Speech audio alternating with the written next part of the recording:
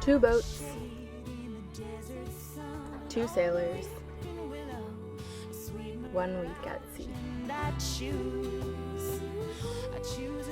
Morning 1 at sea, and I'm averaging probably 3.5 knots. So day 1 at sea, wind vane not doing anything anymore, autopilot now, super light wind. Yarna and I sat in the Marquesas for almost a month waiting for the wind to fill in so that we could make the 500-mile passage from the Marquesas back down to the Tuamotus. We eventually realized that if we wanted to get down there, we were just going to have to suck it up and sail through relatively light wind, so we each left single-handing on our own boat for what would come out to be almost a week at sea, just sort of floating downwind to make the 500 miles from Tawata to Fakarava. Here is our side-by-side accounts of our experiences. Welcome to Wind Hippie Sailing. I'm single-handing my Grin 27 around the world. I started my trip in Maine with a very cold 10-month overhaul of my entire boat. I solo sailed through the Caribbean, the Panama Canal, 41 days alone across the Pacific, and now I'm cruising in French Polynesia, trying to learn French, eating lots of coconuts, playing at Castaway pretty much every day. Aboard the Geck, I have no water maker, fridge, fancy electronics, and my dinghy is a rowboat with a sail rig. If you're interested in seeing what I'm doing in my daily life, check out my Instagram at BoatLizard. I am currently joined in my adventures by Belgian single-hander Jarne Schmidt. He left home 2 years ago on his Belgian-built Spirit 32. We met in Panama about 1.5 years ago, and we've been buddy boating ever since. I am off to a great start. So still in the lee of the island, Exhibit A. Not even bothering with the head sail. The wind is 360 degrees around my boat. Also, my Navionics, which is my chart app that I use for navigation and also for a speedometer, it expired. So I still have the charts, but it doesn't tell me how fast I'm going anymore. So hello. Holly asked me to do some video stuff. She gave me some specific guidelines. Step 1, put on some clothes. Under 1 sail and engine, even though my engine is leaking.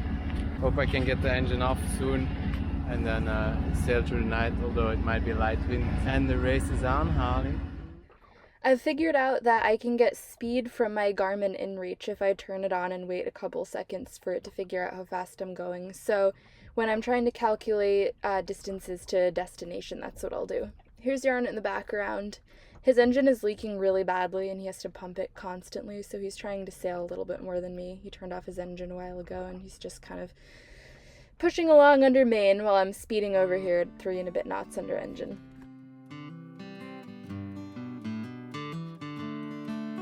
Drove on into Utah. I drove up to the edge. The red desert before me chilled me, but I drove on into it. I knew here I'd find you, honey, hunting for another lost dog. Machine gun in your hand with your finger on it. I bet that she don't know. That's probably the last that I'm gonna see of Tawata. That's probably the last I'm gonna see of Holly for the next week, I think. I hope she does good because she doesn't have light wind sails. So let's hope it's gonna be a nice drifter to Fakarava. If you are a peach, I'd like to eat a young ripe peach just out of reach, and I choose reaching for you. The engine is finally off. I'm finally getting around the island of Tawata so that the real wind is kicking in and it's not just the gusts and wind shadow stuff anymore. I'm really looking forward to this passage. Ah. Like you are shade in the desert sun, all the reaping willow, a sweet mirage, and I choose reaching for you. A dead end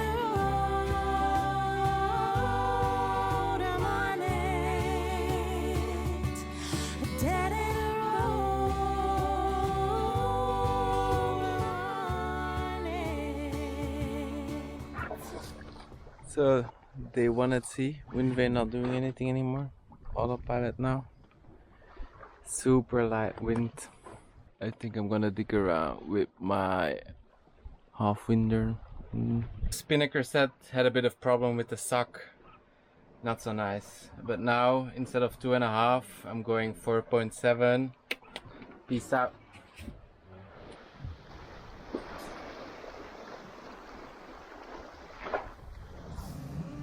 Morning 1 at sea, and I'm averaging probably 3.5 knots. It's pretty great. Life without a spinnaker. I'm in my zen place. Last night, the sail probably flogged once every 20 minutes or so, which isn't terrible in the scheme of things. Today, it's holding wind pretty well. I knew this was going to be a light wind weather window, but Yarna and I were both so tired of waiting to leave that we decided to just go for it. Evening, day 1. I think something of 120 miles.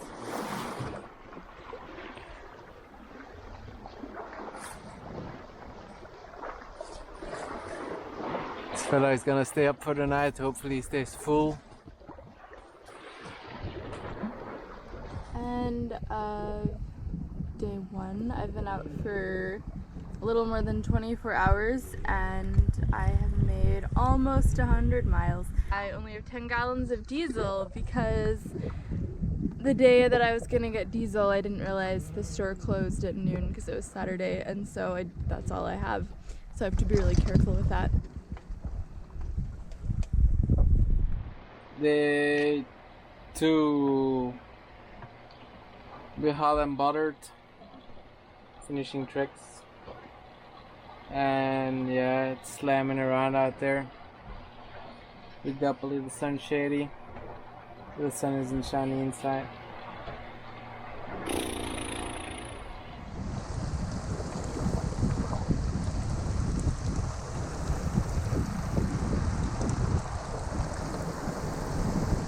Got some rain coming, which is really nice. It's one of these low wind storms where the squall has just been sitting on the horizon for the past 2 hours, and it'll probably sit over me for a long time too. I'm thinking about collecting some of the water. My tanks are pretty full, but I do have a wash bucket that I could use to top up. And it's just pouring out the bottom of the boom, so I might go set a bucket up under that and try to see what I can get. And maybe cool off a bit, because now all my hatches are closed and it's insanely hot down below.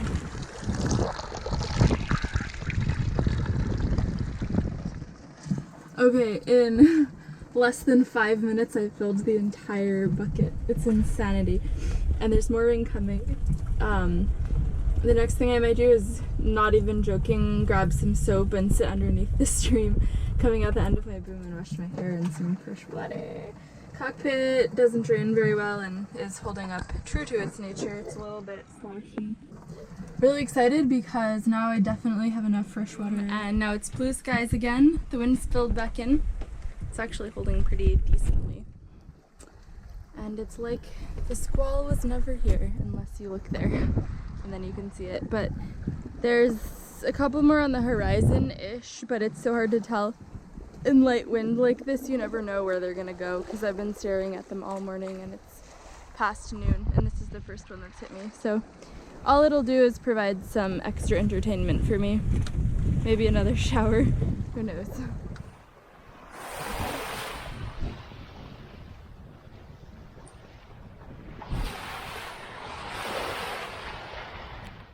So coolest thing ever, minkies, and I can hear them inside like. Okay, now I'm gonna try to film it.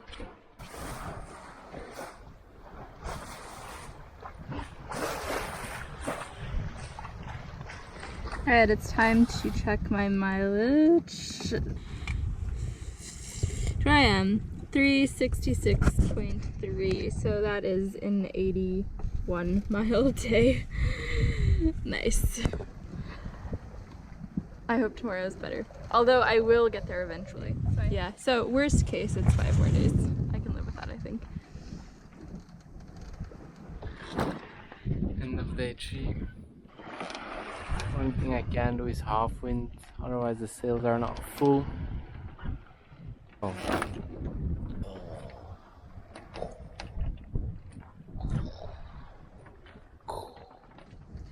This morning the wind shifted enough to make it so that I was able to go wing and wing, but unfortunately I have a whisker pole and a spare whisker pole, and both of them were totally jammed. It's here, this little pin, and both of them are seized, and I went at these with WD-40 and a hammer for about 45 minutes and to no avail. So this one I realized was broken. Then I went to my spare, which I've never used, and one side worked, but the other side also hammered WD-40. Couldn't get it to work.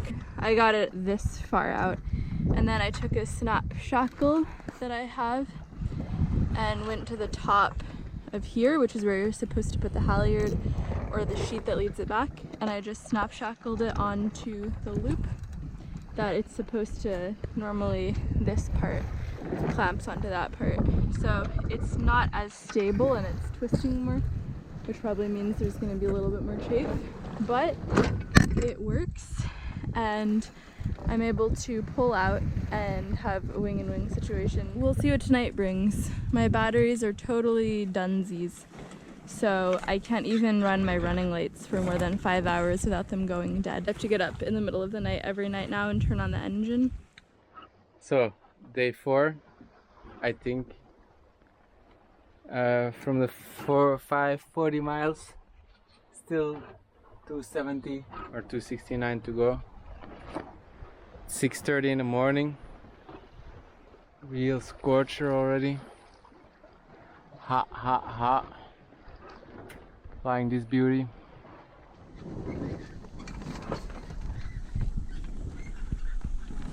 Friday.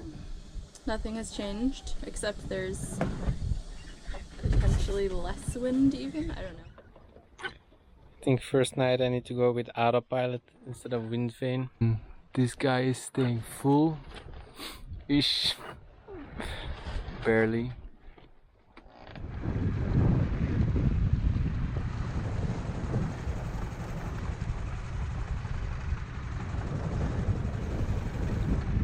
Well, Saturday promised more wind, but it's just been mostly this, combined with a whole bunch of these.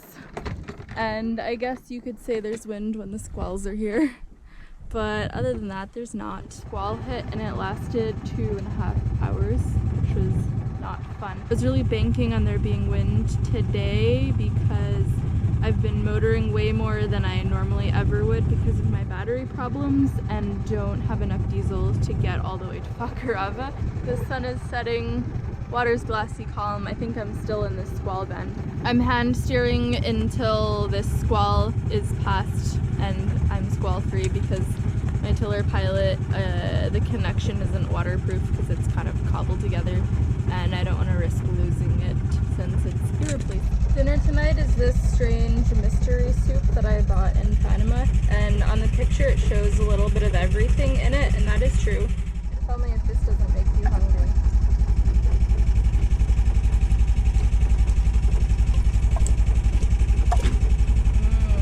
Oh, there is a lump of corn in this one. That's so exciting. Thank God there was rum in that hot chocolate. I'm actually excited for this shit.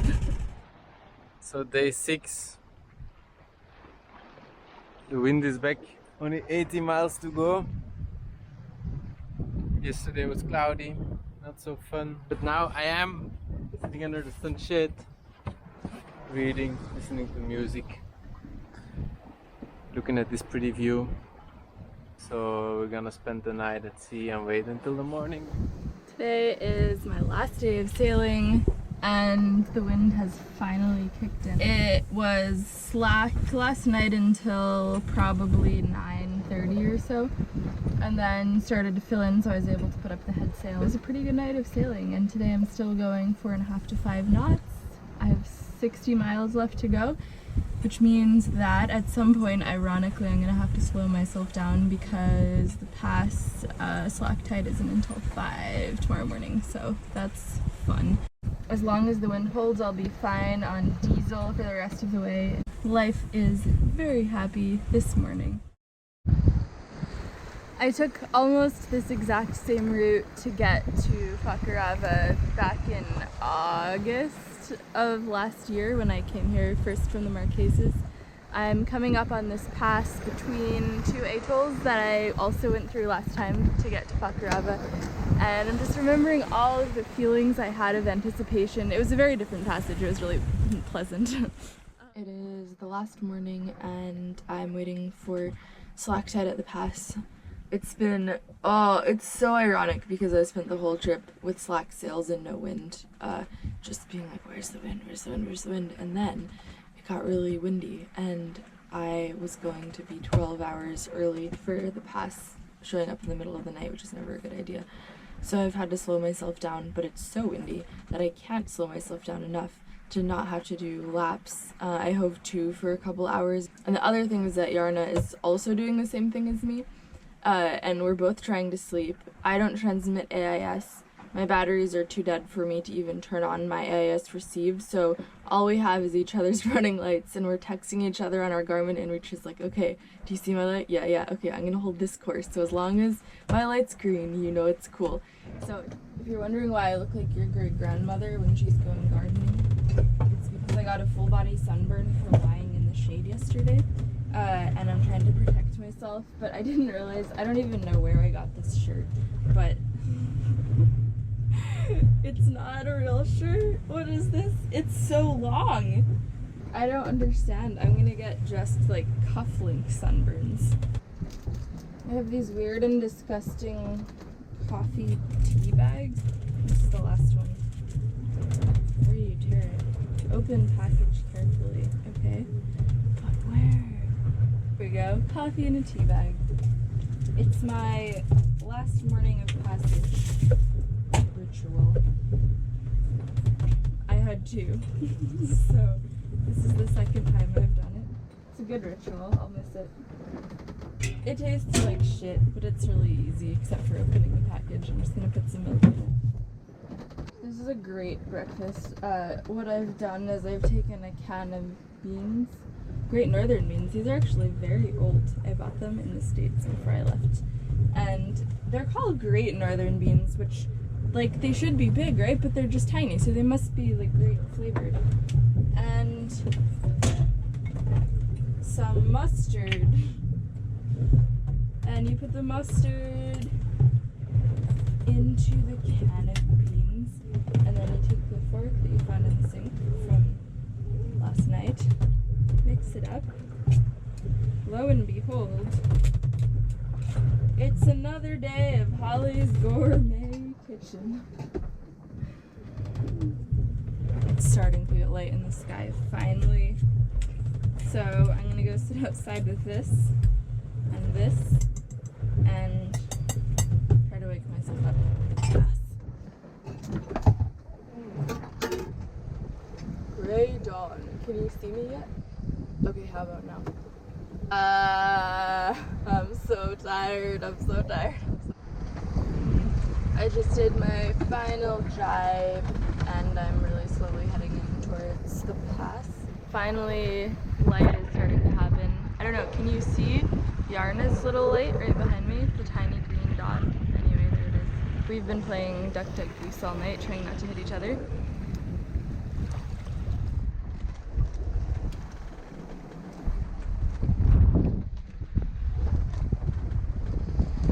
I'm going to try to start my engine, which it's a lot earlier than I normally would, but I'm kind of nervous that if I have to crank start it with ACs, I'm going to need some extra time, and I'm going dead downwind towards land right now. So here we go. And if you look here, this is battery 2. Pretty fucked. That's battery. Yeah, they're both fucked. Anyway, let's see if the engine starts. Come on, engine.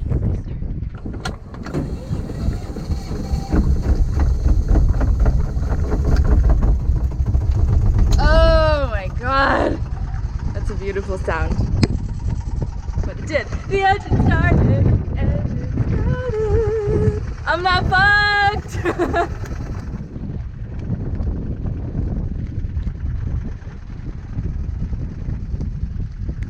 The pass looks okay from where I am.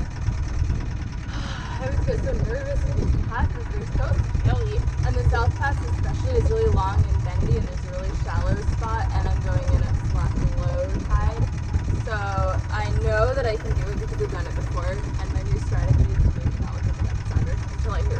Shit, that I don't.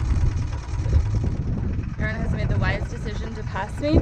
I told him to pass me quickly because he's running me under the rocks, but he's not. Anyway, this is him.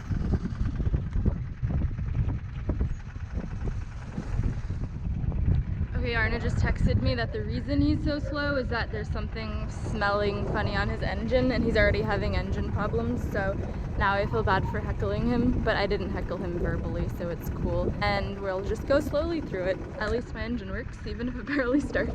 Yeah, dream team.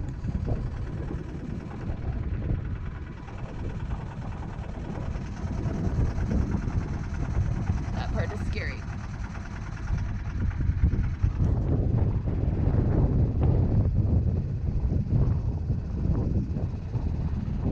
After 6 days of floating, sloshing, squalling, and creaking along, Yarna and I made it to our favorite anchorage in Fakarava. We tied our boats together, busted out the hammocks, and took a well-deserved nap.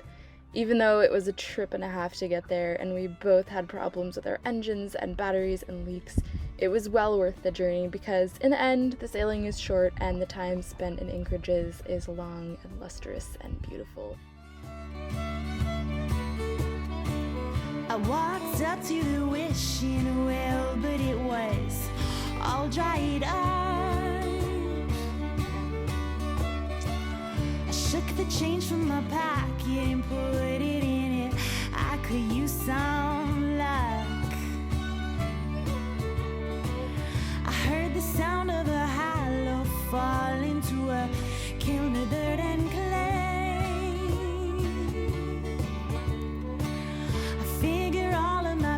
Good luck was used up, but I would try anyway.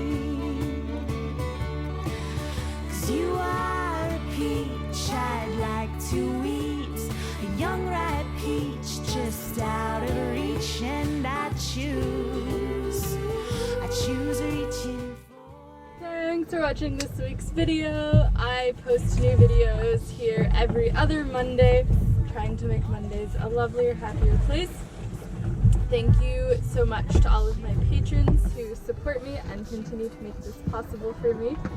Thank you, Tish, who takes these videos from Dropbox, where I upload them and puts them onto YouTube for me so that I can bring myself to the big, beautiful world from my tiny little corner of terrible cell phone internet connection Landsville.